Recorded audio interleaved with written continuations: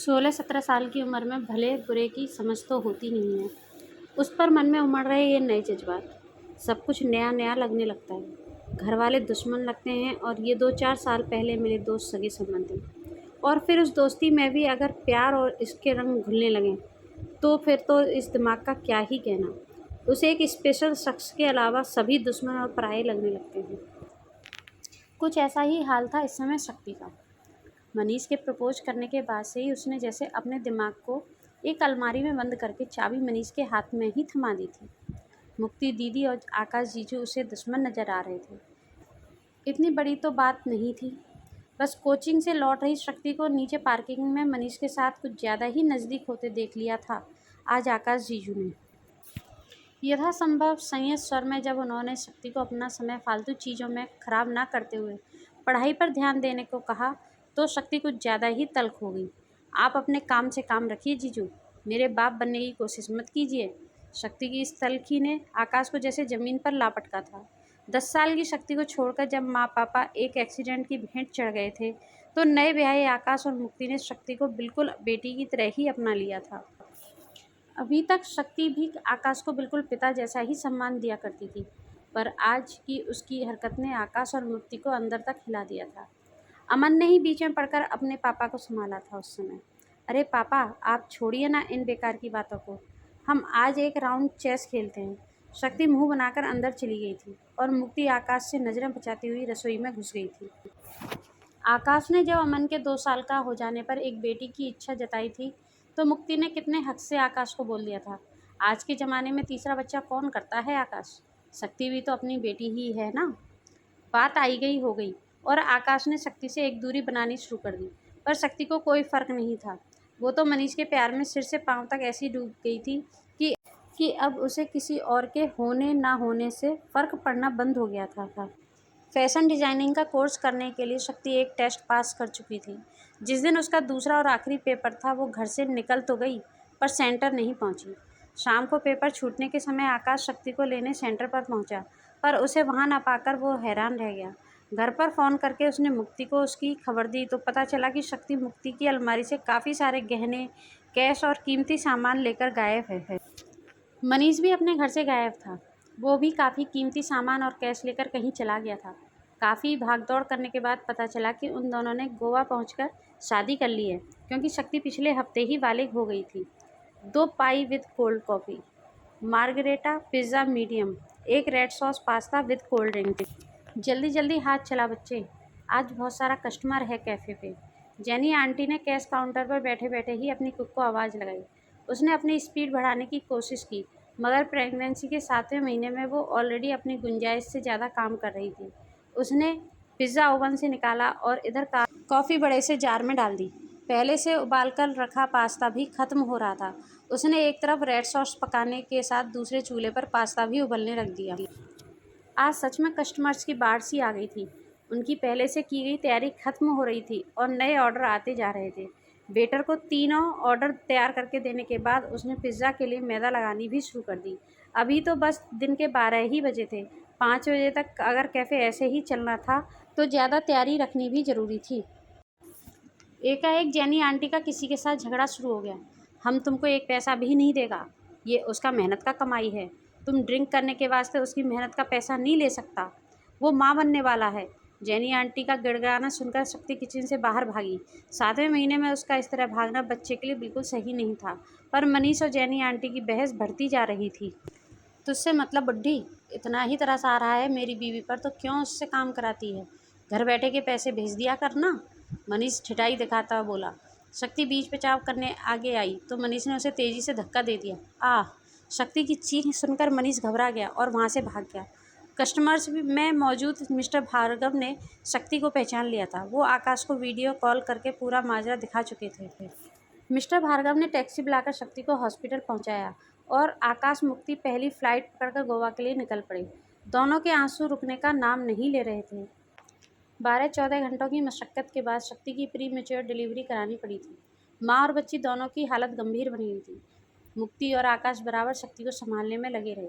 2 दिन बाद जब शक्ति को होश आया तो वो मुक्ति और आकाश से नज़रें नहीं मिला पा रही थी। दीदी, जीजू, हो सके तो मुझे माफ़ ये समय माफ़ी मांगने का नहीं है पगली। जो बीत गया उसे विसार दे। हम तुझसे नाराज़ हैं, पर ज़्यादा नाराज़ इस बात से हैं कि 2 साल से इतना कुछ झेलती रही और हमें एक बार भी कांटेक्ट करने की कोशिश नहीं की। तुझे पता है हमने इन 2 सालों में एक पल के लिए भी अपना फ़ोन ना तो बंद होने दिया और ना ही अकेला छोड़ा। हर पल यही उम्मीद रहती कि तू कभी ना कभी तो हमें कॉल करेगी ही, पर तूने तो हमें एकदम पराया कर दिया। वो तो भला हो भार्गव जी का, जो तुझे पहचान गए और फ़ौरन हमें खबर दे दी, वरना आज कुछ भी अनर्थ हो सकता था। मुक्ति किसी अनहोनी के डर से ही काँप रही थी। आकाश ने आगे बढ़कर दोनों को गले लगा लिया। शक्ति तो अब खतरे से बाहर थी, पर आरवी की जंग अभी जारी थी। जल्दी ही आकाश ने आरवी को स्पेशल चार्टर से अपने शहर ले जाने का प्रबंध किया और वहाँ 3 महीने हॉस्पिटल में रहने के बाद आज आरवी घर पर आ रही थी। खूब धूमधाम से बहुत सारे मेहमानों के बीच आरवी का घर में स्वागत हुआ। देर रात तक जश्न मनाने के बाद घर के सभी लोग लिविंग रूम में इकट्ठा हुए। अमन तो आरवी को छोड़ ही नहीं रहा था। माय एंजल आरवी, जल्दी से बड़ी हो जा, फिर हम साथ में ढेर सारी मस्ती करेंगे। मैं तुझे क्रिकेट और बैडमिंटन भी सिखा दूंगा और हम साथ में स्विमिंग क्लास भी ले जाया करेंगे।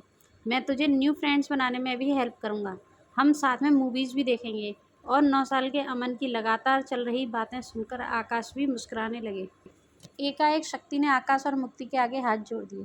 मैंने आप दोनों के साथ जो किया वो माफ़ी के लायक तो नहीं, पर मुझे पता है आप दोनों मेरी गलती ज़रूर माफ़ कर देंगे। शक्ति की आंखों में पश्चाताप के आंसू थे।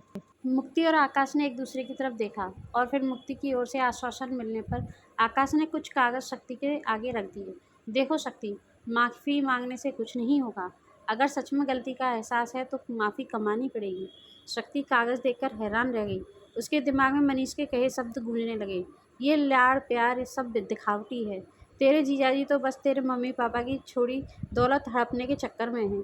देखना किसी भी दिन तुझे झांसा देकर कागज़ साइन करा लेंगे और तुझे एहसास तक नहीं हो सकेगा। मनीष अक्सर उससे ऐसी बातें करके उसको मुक्ति और आकाश के खिलाफ भड़काता रहता था। उसकी ऐसी बातें सुनकर ही वो घर छोड़कर भागने के लिए राजी हुई थी, पर उसे नहीं पता था कि धोखा जीजाजी नहीं मनीष दे रहा था। उसने अतीत की बातों को पीछे धकेलते हुए कांपते हाथों से कागज़ उठाया। ये तो फैशन डिजाइनिंग के लिए प्रवेश परीक्षा का फॉर्म है। उसके मुंह से एकाएक निकला, हाँ शक्ति, तेरे जीजू चाहते हैं कि तू अपना अधूरा सपना पूरा करे और वो मुकाम हासिल करे जो तू कभी पाना चाहती थी। मुक्ति प्यार से शक्ति का सिर सहलाते ही बोली। शक्ति आकाश और मुक्ति के गले लगकर खूब रोई। जिन दीदी जीजाजी के प्यार पर शक करके वो मनीष पर भरोसा करके भाग गई थी, आज वही उसके मरे हुए सपनों को साकार करने की कोशिश कर रहे थे। और मनीष, उसने उसके साथ क्या किया, अब सभी को पता चल चुका था। पर जीजू, आरवी के साथ अब मेरा पढ़ना कहाँ संभव है। मुझे तो आप अपने ऑफिस में ही कोई छोटी मोटी नौकरी दे दीजिए प्लीज़। शक्ति ने असमर्थता जताई। अभी तेरी उम्र ही क्या है पगली। 20 साल की उम्र में ज़िंदगी से यूँ हताश नहीं हुआ जाता है। तू आरवी की जिम्मेदारी मुझ पर छोड़कर अपने भविष्य पर ध्यान दे। आरवी आज से मेरी जिम्मेदारी है। मुक्ति ने कहा तो शक्ति एक बार फिर सोच में पड़ गई थी। अपनी बच्ची से अलग होकर रह सकेगी वो? अपना सपना पूरा करने की कोशिश में कहीं आरवी के साथ कोई नाइंसाफ़ी तो नहीं होगी? आकाश और मुक्ति ये सब निस्वार्थ भाव से कर रहे हैं या इस सब के पीछे उनके भी कोई मंसूबे छुपे हैं? शक्ति ने आकाश की बात मानकर फैशन डिज़ाइनर बनने के प्रयत्न शुरू कर दिए। 3-4 महीने लगातार मेहनत करने के बाद जब उसने एग्ज़ाम दिए तो बहुत अच्छी रैंक आई उसकी। फिर इंटरव्यू भी पास करके वो अपनी पढ़ाई पूरी करने दूसरे शहर चली गई। यहाँ आरवी आकाश और मुक्ति के सानिध्य में पल भर रही थी। शक्ति को कभी कभी लगता कि वो आरवी को खोती जा रही है। जब पिछली बार वो छुट्टियों में घर गई थी तो आरवी अपनी तोतली जुबान से मुक्ति को मम्मी बोलने लगी थी। शक्ति खुद को ठगा सा महसूस करने लगी। उसके चेहरे से उड़े रंग देखकर मुक्ति एकाएक सकपका गई थी। अरे वो अमन मम्मी कहता है ना, तो ये भी बोलने लगी है। अभी ना समझ है ना, जब बड़ी हो जाएगी तो मम्मी मौसी का फ़र्क समझने लगेगी। शक्ति ने अपने मन पर काबू कर लिया। अभी तो उसकी पढ़ाई भी अधूरी थी और फिर उसे हथकरघे की कारीगरी में रिसर्च भी तो करनी थी। 2 साल का कॉलेज करने के बाद अब वो रिसर्च के लिए आदिवासी बस्तियों में जाकर वहाँ हथकरघे के काम की बारीकियां समझने वाली थी। उसे कॉलेज की तरफ से फंड भी मिला था, जिससे वो उन आदिवासियों की कला को संरक्षित करके उसको आगे ला सके और मुख्य फैशन इंडस्ट्री से जोड़ सके। आरवी को ढेर सारा प्यार करके और अमन दीदी जीजू से विदा लेकर वो अपने अगले पड़ाव की ओर बढ़ चली। Anandi handicrafts and agriculture foundation, यही उसका अगला डेस्टिनेशन था। एक रिटायर्ड आर्मी ऑफिसर ने कुछ आदिवासी बस्तियों को गोद लेकर उनकी तरक्की और खुशहाली का जिम्मा उठाया था। उसके कॉलेज ने उसे इसी संस्था के अंतर्गत आगे की रिसर्च और सोशल वर्क का जिम्मा दिया था। लड़कपन में लिए गए एक गलत निर्णय ने उसे आज कितनी विषम परिस्थितियों में डाल दिया था। वो आरवी के साथ रहना चाहती थी, पर उसे बेहतर भविष्य देने के लिए पहले अपनी जड़ें भी तो मजबूत करनी थीं। फिर वो आज आरवी को ले भी जाती, पर उनकी जितनी अच्छी परवरिश वहाँ एक खुशहाल परिवार के बीच हो रही थी, वो एक सिंगल मदर होने की वजह से उसे शायद वो माहौल दे नहीं पाती। वैसे भी आरवी अब मुक्ति दीदी के बिना एक पल भी नहीं रह सकती थी। कभी कभी उसे लगता जैसे आकाश और मुक्ति ने उसकी बच्ची जानबूझकर उससे छीन ली है। पर उन दोनों की नीयत पर एक बार शक कर चुकी थी वो, और अंजाम आंखों के सामने था। अब वो अपने मन में उनके लिए कोई मैल लाना नहीं चाहती थी। एक बार यहाँ का बॉन्ड पूरा हो जाए, फिर देखते हैं। उसने गहरी सांस छोड़ी और गाड़ी से उतरकर फाउंडेशन के आश्रम की तरफ कदम बढ़ा दिए। Anandi handicrafts and agricultural foundation. बड़े बड़े अक्षरों में हिंदी में लिखा यह नाम शक्ति के मन को बहुत शांति दे रहा था। प्रकृति की गोद में बसा शहरी आपाधापी से दूर शांत और निर्मल बहती हवा सब कुछ शक्ति को किसी अद्भुत दैवीय स्थान की अनुभूति दे रहा था। हिंदी के नीचे ही स्थानीय भाषा में भी संस्था का नाम लिखा था। बाहरी दीवारें प्राकृतिक बेल और झाड़ियों से ढकी हुई थी। लोहे के उस दरवाजे के अंदर घुसते हुए उसे अजीब सिहरन महसूस हो रही थी, जैसे कोई चुंबकीय शक्ति उसे अपनी ओर खींच रही थी। कुछ आदिवासी महिलाएं वहां बैठकर सब्जियां साफ कर रही थीं। वो अपने स्थानीय लोकगीत भी गुनगुना रही थीं। चिड़ियों की चहचहाट उनकी आवाज़ के साथ ऐसे सुर मिला रही थी जैसे संगीत की कोई धुन बज रही हो। शक्ति ने आंखें बंद करके वहाँ की खुशबू को आत्मसात किया। कितने सालों बाद आज वो एक अजीब सा सुकून महसूस कर रही थी। शायद मनीष के बाद। मनीष का नाम ध्यान आते ही उसका मन कसैला हो गया। सधे कदमों से वो वहाँ बैठे एक अधेड़ उम्र के दंपति की ओर बढ़ गई। कैप्टन बसंत, उसने प्रश्नवाचक दृष्टि से उन सज्जन पुरुष को निहारा। वो तो आपको पिछले अहाते में मिलेंगे। ये उनकी वर्जिश का समय है। उन सज्जन ने अपनी स्मार्ट वॉच में समय देखते हुए कहा। शक्ति तो उनके पहनावे और हाव भाव से उन्हें ही रिटायर्ड आर्मी अफसर समझ बैठी थी। उनसे रास्ता पूछकर वो पिछले अहाते की तरफ बढ़ चली।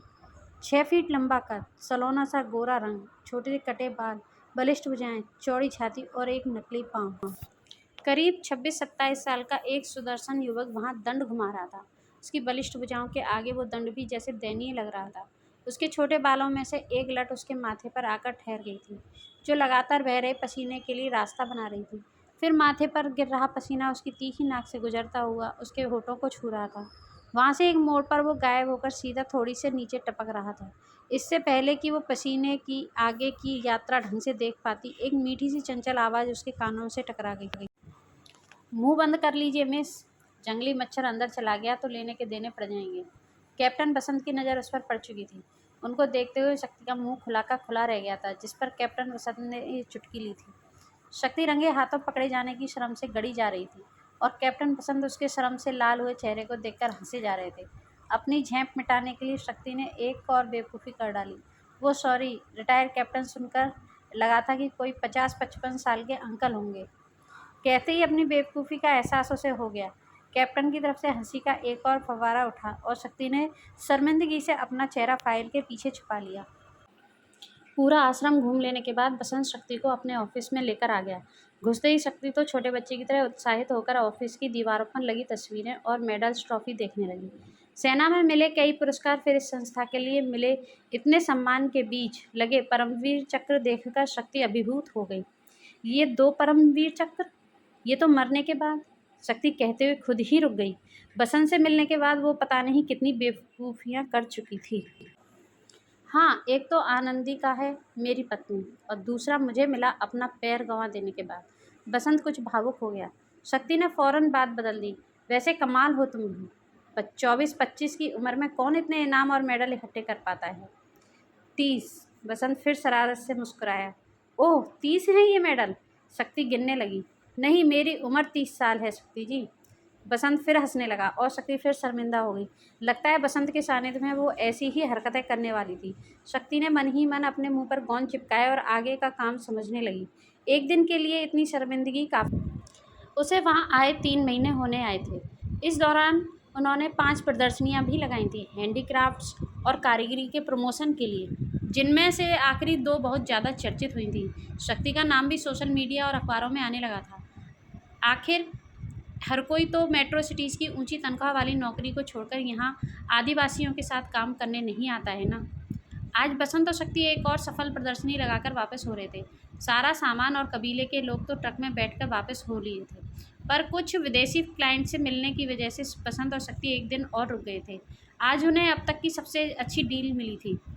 कारीगरों को अपने काम के लिए 3 गुना पैसे मिलने वाले थे और उनकी छुपी हुई कला की चर्चा विदेशों तक पहुंच रही थी। लौटते हुए शाम हो गई थी। बसंत और शक्ति दोनों ही चुप थे। कुछ खिंचाव सा था दोनों के बीच सुबह जब शक्ति तैयार होकर रूम से बाहर निकली थी तो गुलाबी साड़ी में उसे देखकर बसंत का दिल धड़कना भूल गया था। उसने जल्दी से शक्ति की तरफ एक फ्लाइंग किस उछाल दी और शक्ति तब से एकदम गुमसुम और चुपचाप थी। बसंत परेशान हो रहा था शक्ति की चुप्पी से। उसे अपने किए का कोई मलाल नहीं था। वो आर्मी वाला बंदा था, जो उसके दिल में था उसे छुपाना नहीं आता था। उसने अपने बीच पसरी चुप्पी को तोड़ने का निश्चय किया और कार का म्यूज़िक धीमा कर दिया। देखो शक्ति, अगर तुम्हें मेरी आज की शरारत बुरी लगी हो तो खुलकर बताओ, क्योंकि मैं माफ़ी मांगने वाला नहीं हूँ। मैंने कुछ भी गलती से या जल्दबाजी में नहीं किया है। जो मेरे दिल में है शुरू से, बस उसे आज जाहिर किया है तुम्हारे आगे। और कहीं ना कहीं मुझे लगता है कि तुम्हारा दिल भी यही चाहता है। फिर क्या बात है जो तुम्हें इतना परेशान किए जा रही है? अगर मेरे अपाहिज बसंत शक्ति की चुप्पी का गलत मतलब निकाल रहा था। बसंत, आप अपने आप को दोष मत दीजिए। आप अपाहिज नहीं हैं। अपाहिज तो वो लोग होते हैं जो सारी सुख सुविधाओं के होने के बावजूद किसी की मदद नहीं कर पाते हैं। आप तो वो मजबूत स्तंभ हैं जिनके सहारे आज हजारों आदिवासी और कारीगरों को अपनी मेहनत और हुनर का सही मूल्य मिल रहा है। पर आप गलत डाल पर फूल उगाने की कोशिश कर रहे हैं। मैं वो डाल हूँ जिस पर प्यार के मौसम के बाद धोखे का पतझड़ भी गुजर चुका है। आप कितना भी प्रयास कर लें, दोबारा यहाँ फूल खिलने मुश्किल ही हैं। शक्ति ने अपने अंदर चले तूफान को बसंत से छुपाने की असफल कोशिश की। शक्ति, पतझड़ के बाद ही तो बसंत आता है ना। बसंत ने गाड़ी एक तरफ रोककर शक्ति के दोनों हाथ अपने हाथ में ले लिए थे। शक्ति कुछ नहीं कह सकी। बसंत के व्यक्तित्व के आगे तो वैसे भी उसकी जुबान अक्सर फिसल ही जाती थी, पर अब वो कोई फैसला अकेले नहीं लेना चाहती थी, इसलिए उसने पलकें झुकाकर चुप रहना बेहतर समझा। बसंत ने भी फिर उसे और परेशान नहीं किया और बाकी का सफ़र उसी खिंचे माहौल में पूरा हो गया। 2 दिन हो गए थे उन्हें प्रदर्शनी से लौट कर आए। कैप्टन बसंत एक बार भी उसके सामने नहीं आए थे। यूँ तो उसे तसल्ली होनी चाहिए थी कि वो खुद ही पीछे हट गए हैं शायद, पर तसल्ली की जगह एक अजीब सी बेचैनी उसके अंदर भरती जा रही थी। 2 दिन से सुबह की चाय भी फीकी लग रही थी शक्ति को। उसके कमरे की खिड़की से वर्जिश करते कैप्टन सूरज के साक्षात दर्शन जो नहीं हो रहे थे अब। रोज़ चाय लेकर वो खिड़की की आड़ में बैठ जाती थी और वो उनको दंड घुमाते देखते, चाय का घूंट भरती जाती थी। उसके बाद काम के दौरान भी उसका कैप्टन से सामना होता रहता था और हर मुलाकात के साथ कोई ना कोई खूबसूरत और प्यारा सा लम्हा जुड़ ही जाता था। 2 दिन से तो ऑफिस में भी नहीं दिखे थे कैप्टन। एक बार फिर वो बसंत के ऑफिस की तरफ चक्कर लगाने पहुंच गई। शायद आधे शीशे में ही जनाब के दर्शन हो जाएं। आप सर को ढूंढ रही हैं क्या? चपरासी ने फाइलें उठाते हुए पूछा तो वो थोड़ा सच्चा गई। जी, कुछ पेपर्स पर साइन लेने थे सर के। दिखे नहीं हैं वो 2 दिन से। शक्ति झूठ मूठ अपना पर्स टटोलती बोली। आप मुझे दे दो कागज़, मैं ये फाइलें भी सर को देने ही जा रहा था। आपके कागज़ भी करा लाऊंगा। सर तो अभी हफ्ता भर और नहीं आएंगे, उन्हें टाइफाइड हुआ है। चपरासी ने खबर दी तो शक्ति परेशान हो गई। एक काम करो भैया, आप फाइलें भी मुझे ही दे दो। मुझे कुछ बातें पूछनी भी थी सर से, तो मैं ही साइन करा लाती। शक्ति ने चपरासी से फाइलें ली और अपने कमरे में आ गई। पता नहीं किस बात पर उसके आंसू गिरे ही जा रहे थे। रोते रोते मूंग दाल का सूप बनाया और फाइलें लेकर बसंत की कॉटेज की तरफ बढ़ गई। कॉटेज का मुख्य दरवाज़ा खुला पड़ा था। अंदर पहुंची तो घर का हाल देखकर सिर घूम गया। शायद वापस आने के बाद सामान खोल भी नहीं पाए थे कैप्टन। बाहर सोफे पर ही चादर ओढ़े सो रहे थे बसंत। मुझे इतना सताकर बहुत अच्छी नींद आ रही है ना आपको? हौले से उसके बाल सहलाए तो बुखार की तपिश माथे पर महसूस की उसने। पहले कैप्टन के कपड़े मशीन में धुलने लगाए, फिर सारा घर एक सा किया। फिर आराम से कैप्टन के पास एक मूड़ा डालकर बैठ गई और धीरे से उन्हें जगाने लगी। कैप्टन उठिए, सूप पी लीजिए, फिर आपको दवा भी खानी होगी, जल्दी उठिए। कैप्टन हल्का सा कुनमुनाए और फिर शक्ति का हाथ अपने हाथों के बीच दबाकर फिर सोने का उपक्रम करने लगी।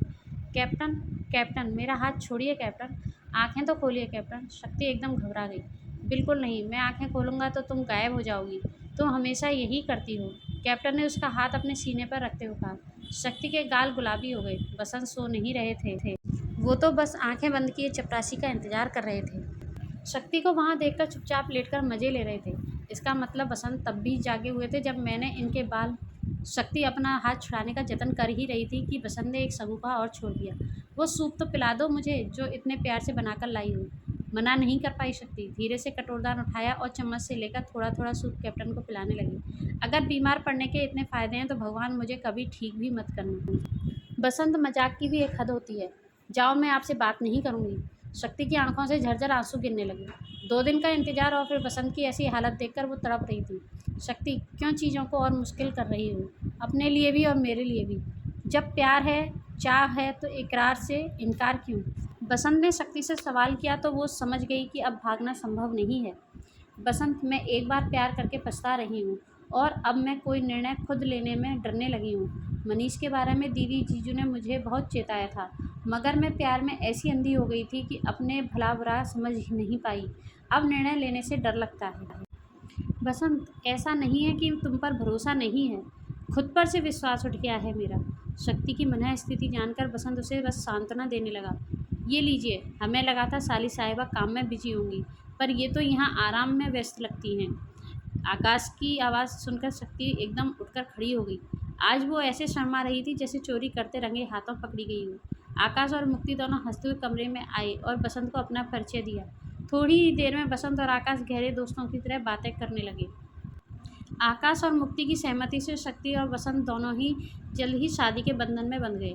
आरवी मुक्ति को छोड़ने के लिए तैयार नहीं हुई, तो फिर आकाश और मुक्ति ने उसे औपचारिक तौर पर गोद ले लिया।